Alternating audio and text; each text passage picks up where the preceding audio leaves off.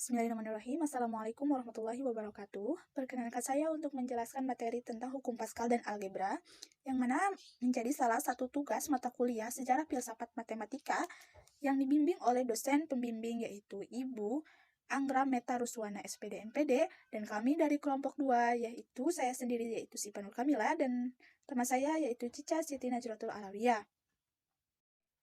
Di dalam pembahasan hukum Paskal yaitu ada 6.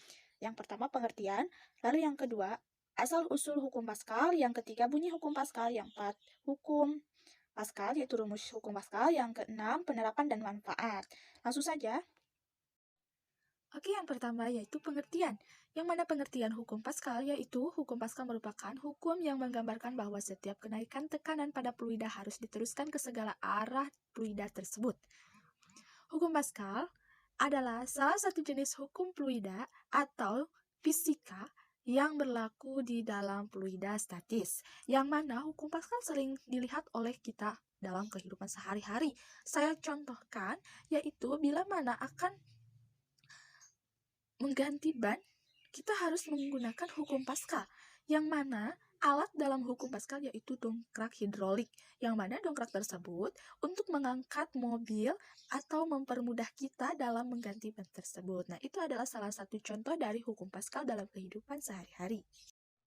Sekarang berlanjut lagi kepada asal-usul hukum Paskal, yang mana asal-usul hukum Paskal itu berasal dari Blaise Pascal. Nah, pada abad ke-16 terdapat seorang ilmuwan yang berasal dari Prancis, yaitu Blaise Pascal. Lahir pada tanggal 19 Juni 1923 di Clermont-Ferrand. Blaise Pascal adalah anak Etienne Pascal, salah seorang ilmuwan dan matematikawan yang juga merupakan penasehat kerajaan yang kemudian diangkat sebagai presiden organisasi The Court of Aids di kota Clermont. Ibu Pascal, Antoinette Bigur, meninggal saat Pascal umur 4 tahun. Tidak lama setelah memberinya sebuah adik perempuan yang bernama Jacqueline dan mempunyai kakak perempuan yaitu Gilbert. Pada usia 12 tahun, dia berhasil membuat mesin penghitung untuk membantu pekerjaan ayahnya. Pada usia 16 tahun, Blaise Pascal pun menulis buku tentang kerucut. Lalu, pada usia 18 tahun, sukses menciptakan kalkulator digital pertama di dunia. Dan pada usia 18 juga, Pascal mengalami kelumpuhan dan dokter menyarankan untuk beristirahat. Awal hukum Pascal pada sewaktu Pascal bermain yang memperagakan hukum Torricelli, yang mana hukum Torricelli yaitu hukum yang mengukur laju air yang mengucur dari tangki yang bocor. Tapi, dia tidak membolongi tangki air di rumahnya, melainkan mengisi kantung dari bahan plastik dengan air.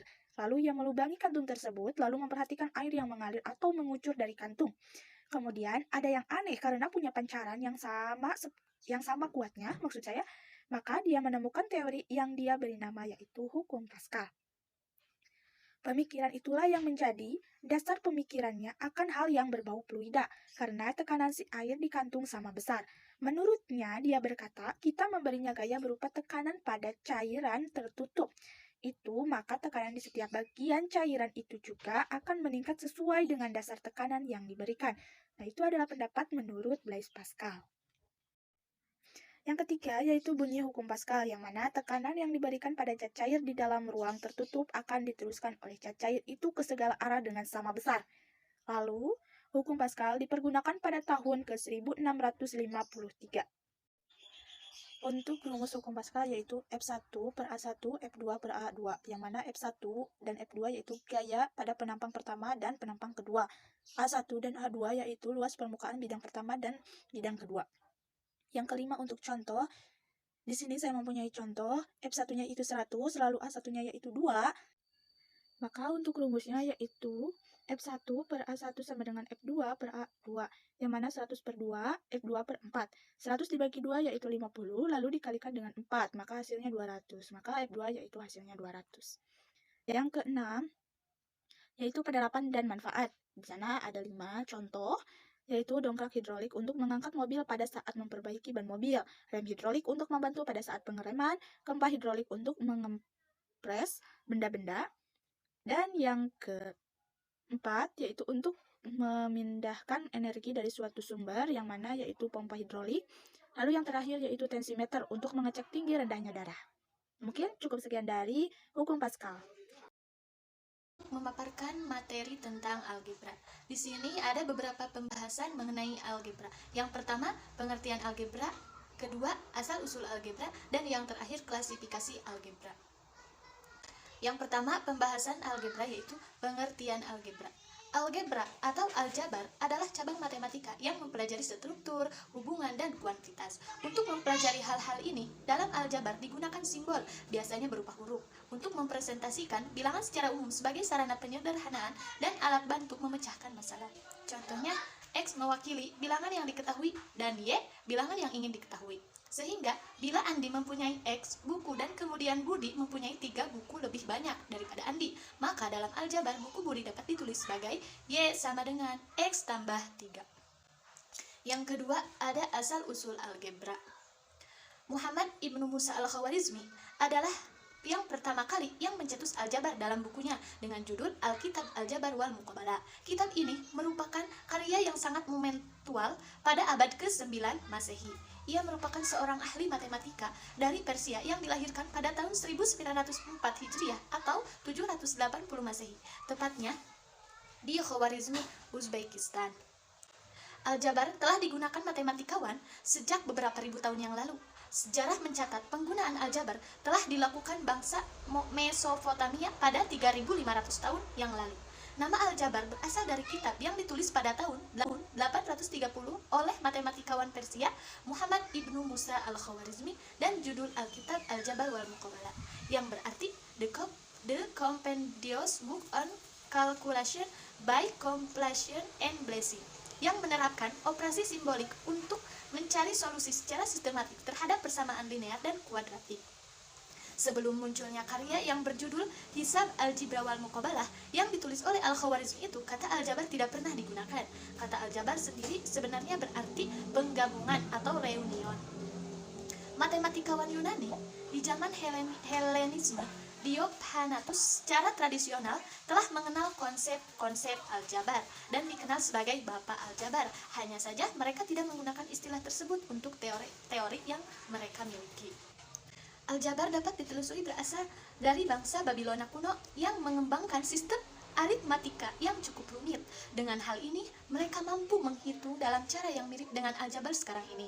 Dengan menggunakan sistem ini, mereka mampu mengaplikasikan rumus dan menghitung solusi untuk nilai yang tadi diketahui untuk kelas masalah. Masalah yang biasanya dipecahkan dengan menggunakan persamaan linear, persamaan kuadrat, dan persamaan linear tak tentu. Sebaliknya, bangsa Mesir dan kebanyakan bangsa India, Yunani, serta Cina dalam milenial pertama sebelum Masehi biasanya masih menggunakan metode geometri untuk memecahkan persamaan seperti ini. Misalnya seperti yang disebutkan dalam The Reed Mathematica Papyrus, Sulba Sutras, Euclid Element, dan The Nine Chapter on the Mathematical Art, sekitar tahun 300 untuk semua bilangan yang ia kembangkan dengan mempelajari bentuk-bentuk geometri. Adapun juga tahap perkembangan aljabar simbolik secara garis besar adalah sebagai berikut. Yang pertama, aljabar retorik atau rhetorical algebra yang dikembangkan oleh bangsa Babilonia dan masih mendominasi sampai dengan abad ke-16. Yang kedua, aljabar yang dikonstruksi secara geometri yang dikembangkan oleh matematikawan Vedic, India, dan Yunani kuno. Yang ketiga, ada Sinovatid algebra yang dikembangkan oleh Diophantus dan dalam The Baksali manuskrip. Dan yang terakhir ada aljabar simbolik atau symbolic algebra yang titik puncaknya adalah pada karya Leibniz. Pembahasan yang terakhir ada klasifikasi algebra. Algebra secara garis besar dapat dibagi dalam kategori berikut ini. Yang pertama, aljabar elementer yang mempelajari sifat-sifat operasi pada bilangan real direkam dalam simbol sebagai konstanta dan variabel, dan aturan yang membangun ekspresi dan persamaan matematika yang melibatkan simbol-simbol. Yang kedua, ada aljabar abstrak. Kadang-kadang disebut aljabar modern yang mempelajari struktur aljabar semacam grup, ring, dan medan yang didefinisikan dan diajarkan secara aksiomatis. Yang ketiga ada aljabar linear yang mempelajari sifat-sifat khusus dari ruang vektor atau termasuk matrik. Yang terakhir ada aljabar universal atau aljabar umum yang mempelajari sifat-sifat bersama dari semua struktur aljabar. Mungkin sekian presentasi dari saya. Mungkin cukup sekian dari pembahasan hukum Pascal dan algebra. Mohon maaf atas kesalahan semuanya. Wassalamualaikum warahmatullahi wabarakatuh.